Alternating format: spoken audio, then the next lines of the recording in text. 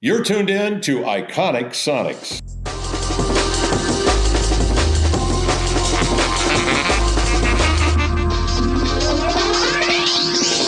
Welcome back to Iconic Sonics. My name is Danny Ball. I'll be your host. We've got Mike Gastineau here and a great episode for you. Before we get to that interview and talk about the Seahawks and the Super Bowl, want to hit on two pieces of news.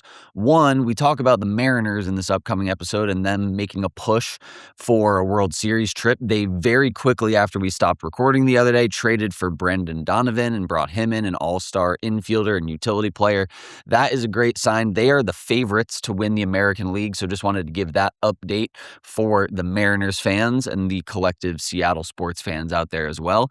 On top of that, there was also a report Thursday morning that came out, reported by another friend of the show, Tim Booth, along with some other sources, that Governor Bob Ferguson of Washington State had a phone call with Adam Silver. It was prompted by the governor, not by the NBA. So let's take this with a little bit of a grain of salt. But he did say that he wanted to be helpful in trying to aid in the return of the Sonics. And with the bubblings that we've heard about Adam Silver and the NBA making a decision on expansion teams this year, we can't help but think that being proactive and going to the league, like we've said on other episodes, is a great sign and a great decision.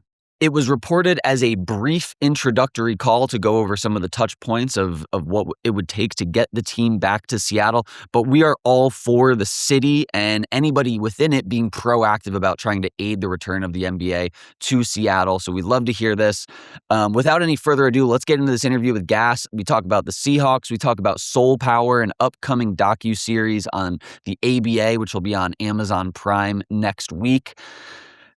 I've taken up enough of your time. Let's get right into that episode and go Hawks. All right, I'm here with legendary Mike Gastineau from Seattle. We're going to chat a little bit about the Seahawks. Of course, we're going to talk about the Sonics, as the name of the show is Iconic Sonics. But first off, Gas, how are you? And thanks for being here. Well, I'm great. It's great to be back on the show. I was in your seat for a few years on this terrific show, and I always loved just the theme of it, the idea of keeping the name, keeping the history, keeping the stories alive. It's important. You know, you've got to make sure people know what was once here and hopefully what will be coming back. And you guys do a great job at it. So it's good to be here. Awesome. Well, we're glad to have you back. Thank you for paving the way for me, as you just said. I think I totally agree. This will probably be the first year in the NBA that the draft pick will not have been alive while the Sonics were a team. The first overall draft pick will not have been alive. So keeping that memory alive is definitely something that I set out to do.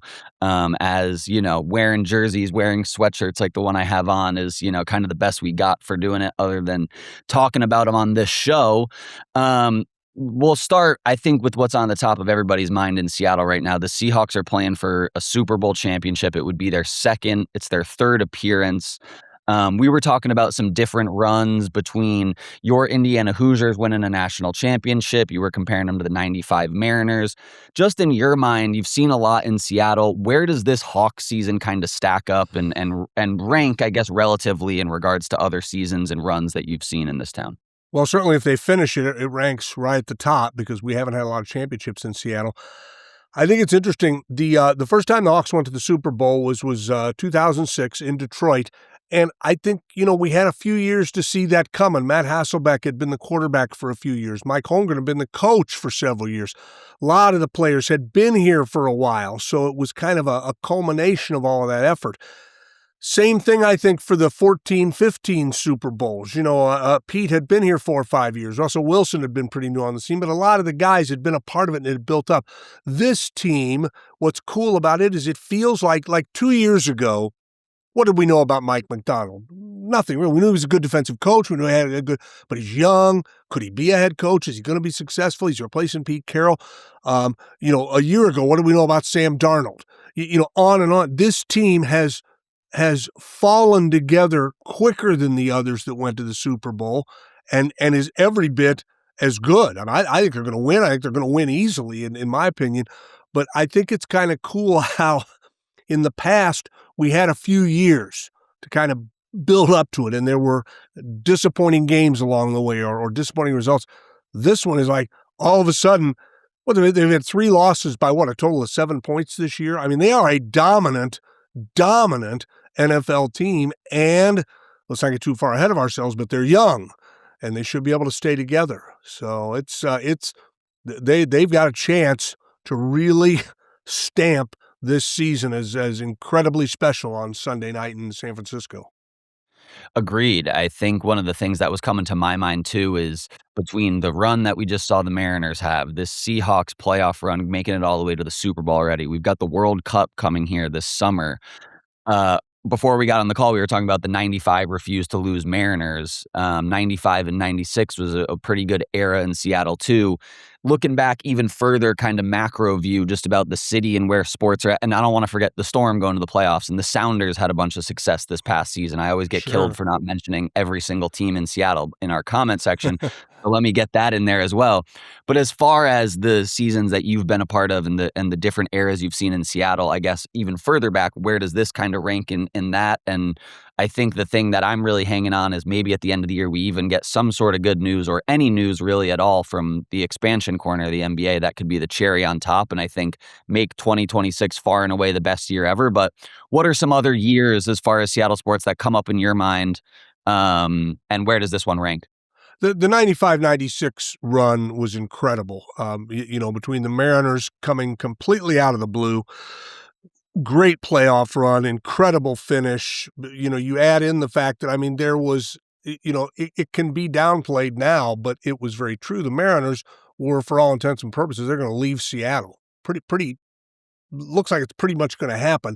I And heard that almost there was Tampa Bay Mariners stuff that was being printed already in Tampa Bay.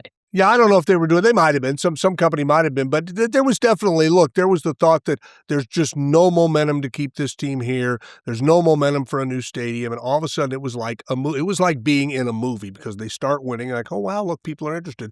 Oh, they're continuing to win. Oh, and they're winning in the dramatic fashion. So it's incredible. That happens. They decide to do the stadium. That season comes to an end against Cleveland in the ALCS, just as the Sonics are beginning, and the Sonics are coming off two incredibly great but ultimately disappointing years, the 94 year when they lose to Denver and the 95 year when they lose to the Lakers in the first round. But they've got all these guys back still, and they're running it back, and they've got George Karl, the combative head coach, and Peyton and Kemp have become just a superstar level duo. Detlef's been here a couple of years now, and he's meshed in. Big Smooth, it's going to be great, and they roll out and have maybe the greatest year in Sonics history. They get all the way to the NBA Finals. It's heartbreaking that they couldn't seal the deal there against a great Chicago Bulls team. But that was really remarkable. Then you go right back into another M season where they win, I think, 95 games. They don't get to the postseason. But in other words, so I would say that stretch probably was the best. If, given what the Mariners did last fall, given what we think the Seahawks might do on Sunday, given what we think the Mariners are going to do this upcoming season, and then if you're right, if there's some sort of news on the NBA front by the end of this year, this would be by far and away the best year in history. Just the Sonics coming back, forget everything else. That might make it the greatest thing ever for a lot of people. I'm not wildly optimistic about that, but we'll see. I was more optimistic years ago, and then the NBA kept coming up with reasons not to do it.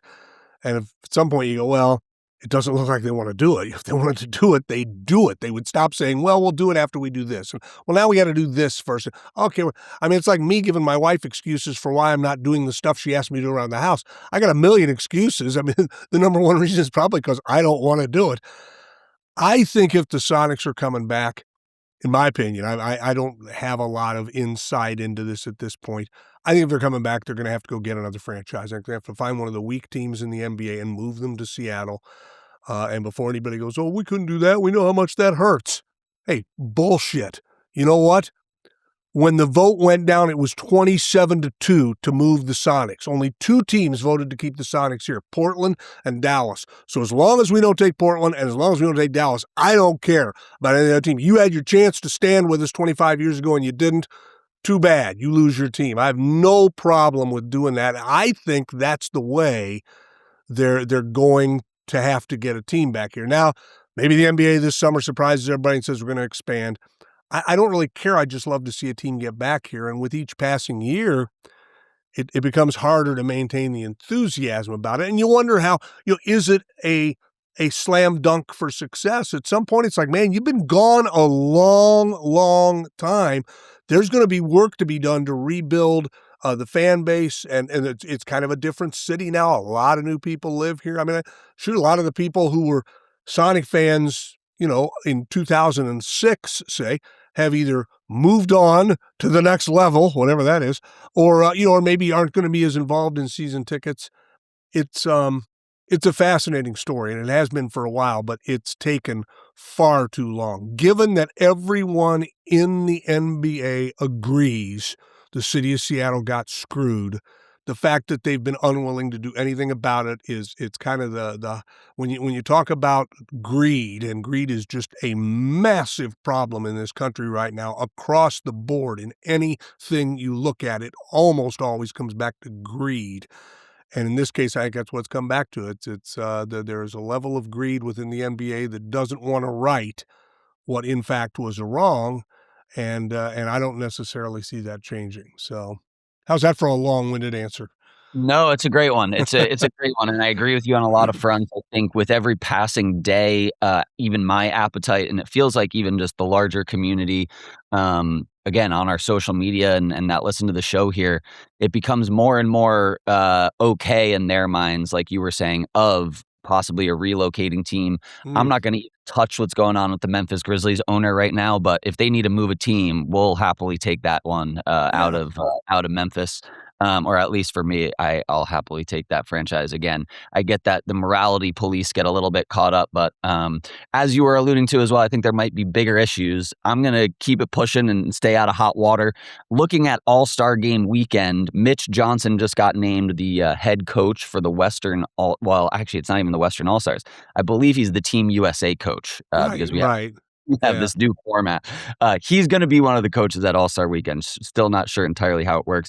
He's a Seattle guy. I saw Spencer Hayes giving him some love on Twitter this morning. So at least I think, to me, that always helps. The scene that we have here, the Tyron Stokes, #1 player in the country, being in Seattle, there's still a basketball scene here. Oh, no doubt. All-Star Game, there's usually an update from Adam Silver. I know you just kind of said you're not really all that optimistic.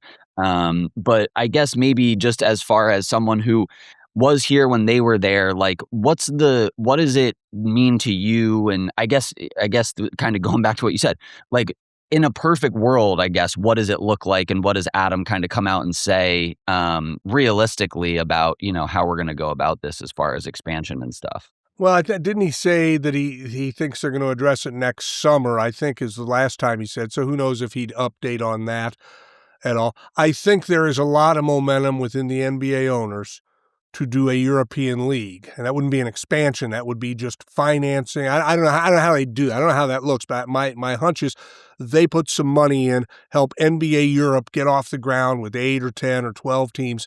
Then instead of dividing their profits by another 1 or 2 owners, they're just taking all the money they can get out of that, whatever the percentage that they agree to take, and divide it among 30. I think that's where they want to try and grow the league right now. So that's why I think relocation is probably the better bet. I think the other thing with expansion is the price you'd have to charge now for a franchise is getting higher and higher. And I mean, look, there's plenty of rich people out there that want to do this, but I've talked to people who I know were intrigued by ownership possibilities that are now saying, geez, I don't know if this is a way to make money. And nobody wants to do anything just to be charitable. You don't want to go out and get the team and have no chance of competing or any of that. I think that's, I say, I'm more bullish on relocation as being a way to do this. Mark Cuban was on this show 4 years ago and said, you guys got to start thinking about relocation. That's the way you're going to get a team. Expansion isn't going to happen. Cuban, I think, is pro-expansion. I don't know. It doesn't much matter. All you need is 1 or 2 guys in the room to say, we don't want to do it, and they're not going to do it. These guys, they really act in concert with each other, as they probably should. But you could have a lot of people saying, we really need to expand. We need to get into Vegas. We need to get into Seattle. Think of what it will do. And if there's a couple of guys saying, no, I'm not going to do it, it's it's going to get tabled. It's you've been in meetings before. These are the best thing that happens in a meeting, which they're always too long and they're always boring and they're always blah blah blah. The best thing that happens when somebody says, "Why don't we table this for the next meeting?" It's like, yes, God, that was a brilliant decision. That's why you're the executive of the year every year, is because you do things like that. And now can we go? More meetings that should be emails, and the email should just Right. be a league-wide PR notice that says the Sonics are coming back. I feel like it's Right. pretty cut and clear there. I mean, on the topic of the Sonics, we were talking about George Karl. You're doing some writing for the Seattle Times. You've got a story you're working on closely related to this program. An executive producer of the documentary Soul Power, Brett Goldberg, is the one who introduced us. George Karl is a part of that production.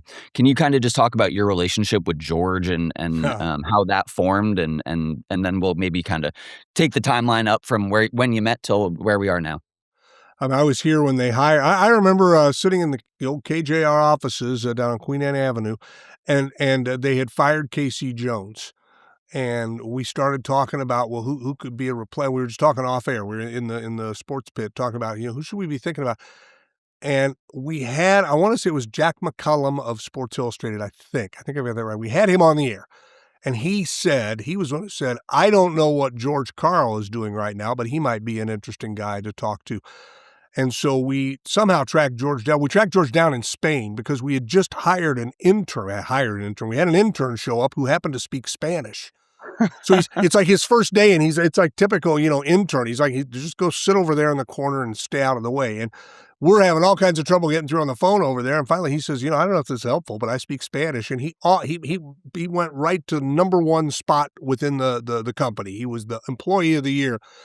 And we tracked George down. So in other words, I was, to a certain extent from the beginning with George, I was there. We've had a long, long relationship. Well, last time I talked to him, he said he really appreciates our friendship. We haven't always probably been on the friendliest of terms because we've scrapped about things as a talk show host and a coach would do. But George Karl, I don't know anyone who's more passionate about anything than George Karl is about basketball. I mean, he loves the sport. He loves talking about it. He loves coaching it. He loves arguing about it. He loves comparing players from different eras. He loves basketball. And for him to be involved in this new documentary, and I'm doing a preview piece for the Seattle Times. I was very excited about this because I'm an old ABA guy. My first sports events I was going to as a kid were Indiana Pacers games in the old ABA, and watching guys like Connie Hawkins and Julius Erving and Rick Barry and George Karl of the San Antonio Spurs, and Kobe Dietrich and Bill Paltz, the Whopper, and Willie Wise and Matt Calvin, all these old great players. And we always felt like we're the only ones who know about them because they're never on TV, and the NBA was always ragging on them and disrespecting them. And I just loved the ABA as a kid. And a few years ago when I heard this documentary was starting, I was very excited about it. And I knew George, I knew he'd be involved because he has a passion for the ABA, and he wants people to know how good the basketball was and how just great the league was as a whole. And the league, this documentary, I think, gives them validation, and I'm not sure they've always had that. I think people have kind of known about the ABA. The producers did a remarkable job of finding as much old footage as they could find, because one of the things about the ABA has always been it's kind of like it's all legendary because there's just not much video footage. You only tell so much from a still photo. Well, it turns out I think there was more video footage than people knew, and when they started looking, they were able to find some. And that was my takeaway after getting to see the documentary is this will really ram home to fans how good the basketball was, because there was always this thought that, yeah, it was good, but it wasn't the NBA. Come on. No, it was. It was exactly the NBA. The ABA annually had 3 or 4 teams that could have competed easily in the NBA, and they had lousy teams just like the NBA did. Go look at some of the NBA teams in the early 70s. They were horrible. The Philadelphia 76ers had a year where they won 9 games. I mean, the NBA had crappy teams too. The ABA was very much on its par, in my opinion, and I think this documentary shows that, and I think it gives validation. Again, you start the people that are in it: Julius Erving, Rick Barry, Larry Brown, I mean, on and on. I say Willie Wise, all of these guys, Spencer Haywood, all of these guys who played in the ABA, and you start thinking, wow, it must have been a pretty good league. And in fact, it was. And I think Soul Power hopefully will bring that home to people, and they'll see that. And again, why is it important? I think history is important. I think for the guys who are still around who played in the league, this will give them a feeling of, yeah, what I did mattered, because there was so many, the NBA owners, NBA management, and a lot of the NBA-friendly media, they took sport in crapping on the ABA as much as they could all the time. I remember Sports Illustrated came to Indianapolis to do a story on the Pacers because the Pacers were the best team in the league for about 6 years. And it was really cool. You're a kid. Sports Illustrated was a huge magazine back then. So, they're going to do a story on the Pacers. And in the sub headline, it referred to the Pacers as a solid hit in the funny league. So even when they're getting some attention at that point, they're still referring to the ABA as the funny league. And it's like, God, and it stung as a fan. I can't imagine what it felt like as a player to say, no, we're actually pretty good. And when they started playing exhibition games, the ABA was winning. When they play all-star games, the ABA was winning. And when the leagues finally merged, the famous story is that the first all-star game after the merger, of the 24 players on the all-star teams, there were 2 teams of 12, of the 24 players, 10 of them were ABA guys. First year, right away. So it's, oh, really? So the ABA was inferior to the NBA, but almost half the all-star game is ABA guys. It was, it was a narrative. George refers to it as a BS narrative, and I think he's right. It wasn't true. Totally. And I think, even just the innovation of the dunk contest, which, it had a really great run. I don't know if we're going to get a great dunk contest this year with Cody Bryant and Jackson Hayes, but right. it had a hell of a run there, and I think that's something, the 3-point shot, and even just the style and the awesome trailer that's already out for Soul Power, just all the different suits and the big collars and, kind of the disco inspiration. It's fun for a guy who likes fashion and stuff to look back at. And there's just so many great names, like you said, the George Karls of the world, the Dr. J's, even the Bob Costases of, I remember my dad urging me to read Loose Balls years and years ago that had all those great stories. The one that always stuck with me is Marvin Barnes.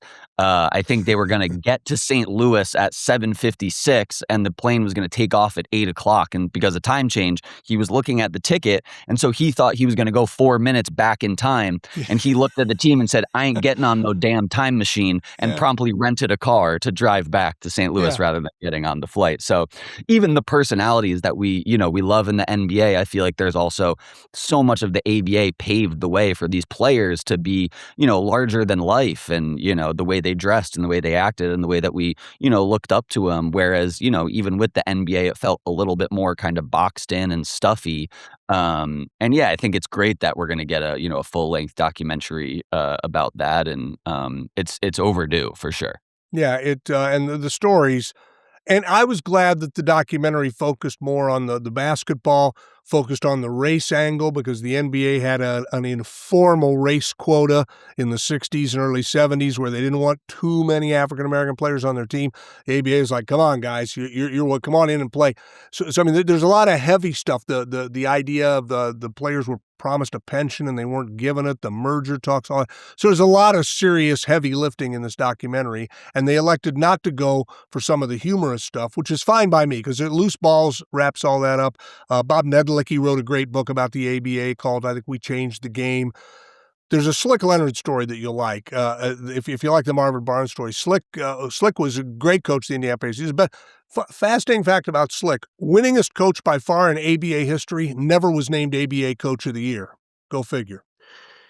He's volatile. He's a bit of a hot. He was compared a lot to a young guy who also had a first name of Bobby. Bobby Leonard was compared to Bobby Knight at the time. Knight was at IU and Leonard was with the Pacers. Difference was Leonard had a sense of humor. Leonard could cool down. Leonard could make fun of himself after he'd get mad. Leonard gets bounced out of the game one night at the old Coliseum, and it's like middle third quarter, and he storms out. He's like a wrestler. I mean, he's leaving. People are going nuts when he's leaving the building. He's waving at the crowd and yelling at the refs. About 3 minutes later, I wasn't at the game, but I've heard the story so many times. There's like a kind of a little bit of a commotion down in one of the seating areas, and there's a guy coming in to sit down. The guy is wearing a huge, like floor-length mink coat, and kind of a hat tilted to the side and sunglasses. It's Slick, and he's stolen all the clothes out of his center's locker, Mel Daniels. So he's dressed like Mel Daniels dressed to come to the game, only he's just going to sit in the fourth row and heckle the refs. And like everyone in the arena figures out it's Slick except the refs. They can't figure out what's going on. So on and on, stories like that. And so there was a humorous aspect to the league. And a show business attitude, the dunk contest. The Floridians had ball girls dressed in bikinis. The Pacers, I think, a legend has it, has always been that they were the first team to ever have a dance team, the Pacemates. And then every team in the ABA got a dance team, and now the NBA, you wouldn't imagine going to an NBA game without dancers during the breaks. So the ABA guys had the NBA was stodgy. It was cigar chomping guys sitting around saying, well, this is how we've been doing it since 1953. And the ABA was like, it's the 70s now. People are dressing wilder. There's a little more freedom in society. We're going to have fun.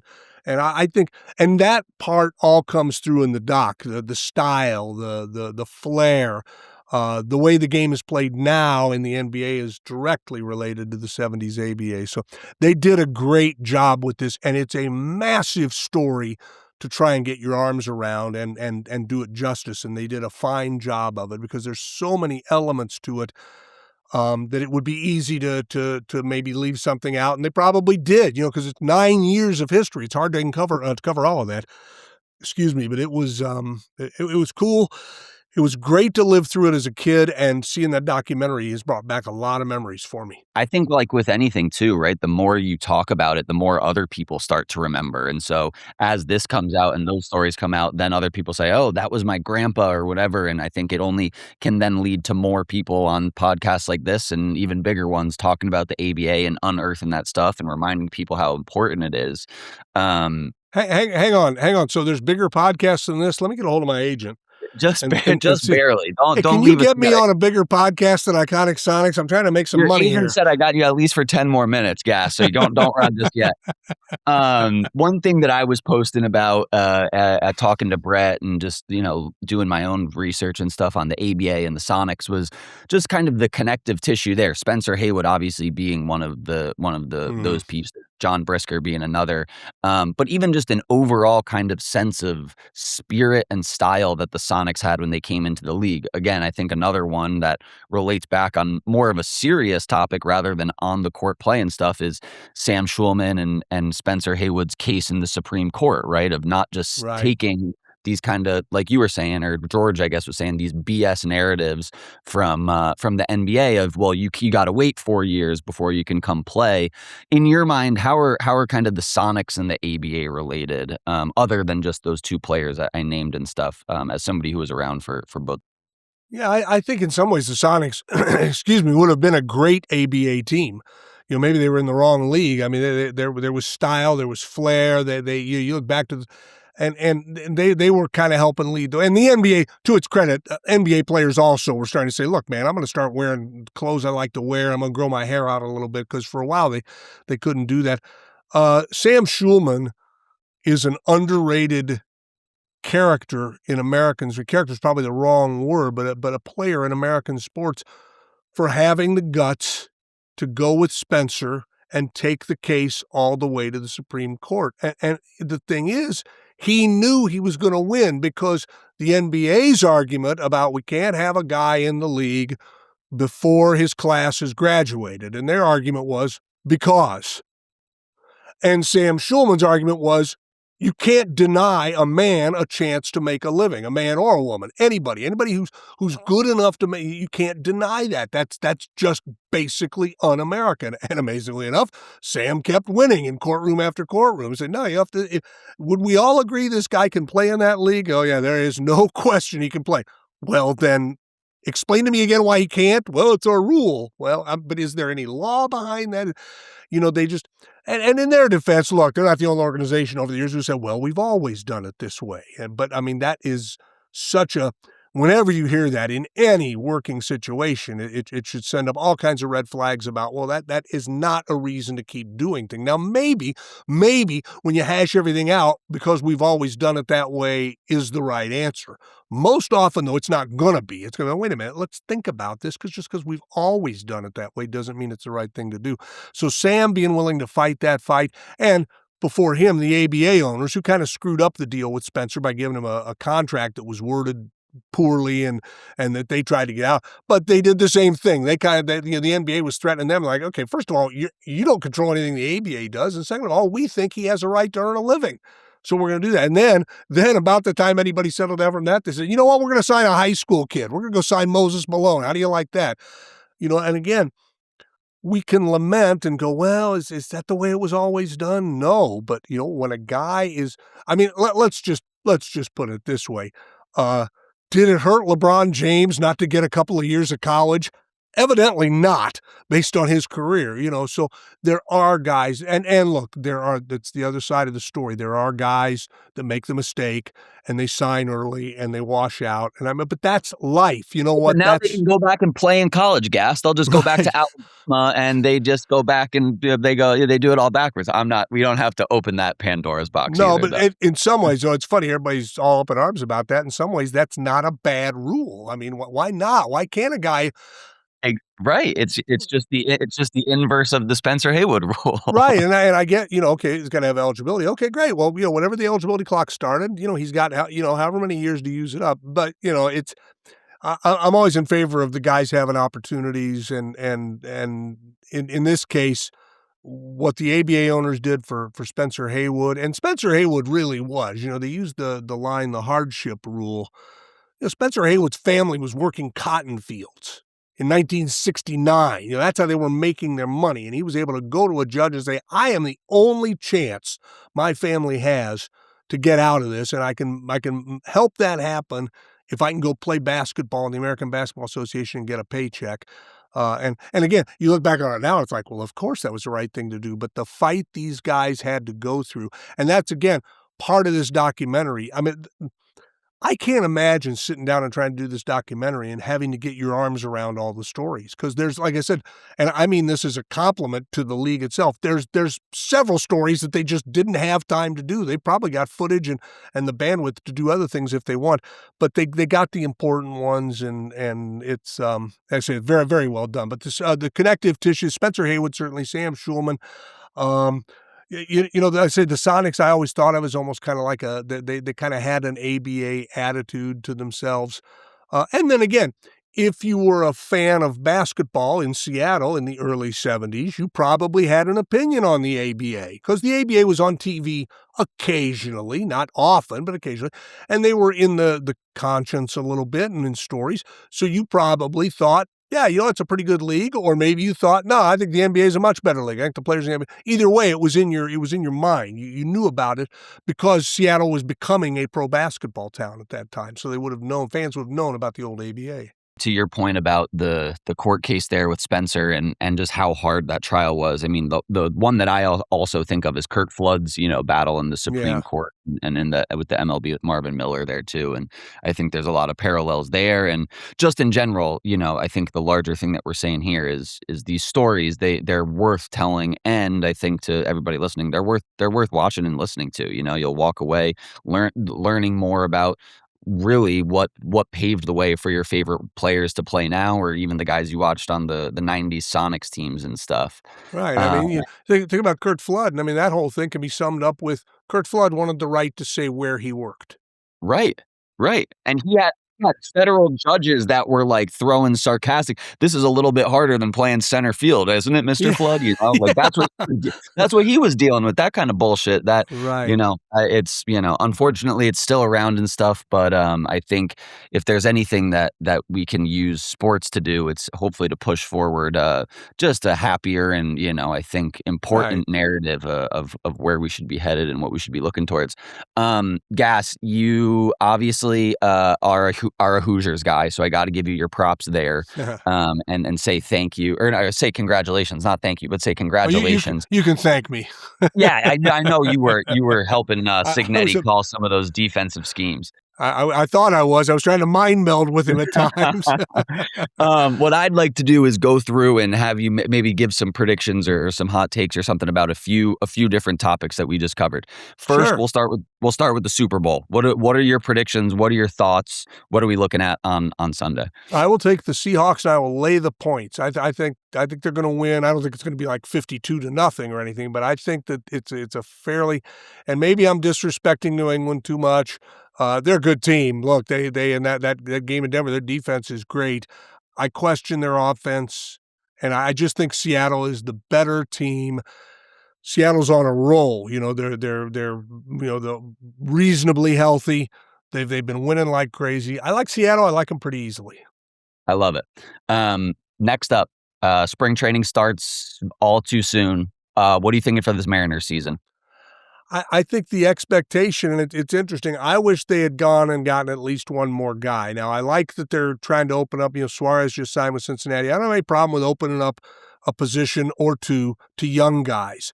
I just hope the strategy is, if those guys are working, now you've got the greatest world possible. You've got, several stars in the middle of their careers, and you got these young guys coming up. That's how you build a team that's going to be good for a long time.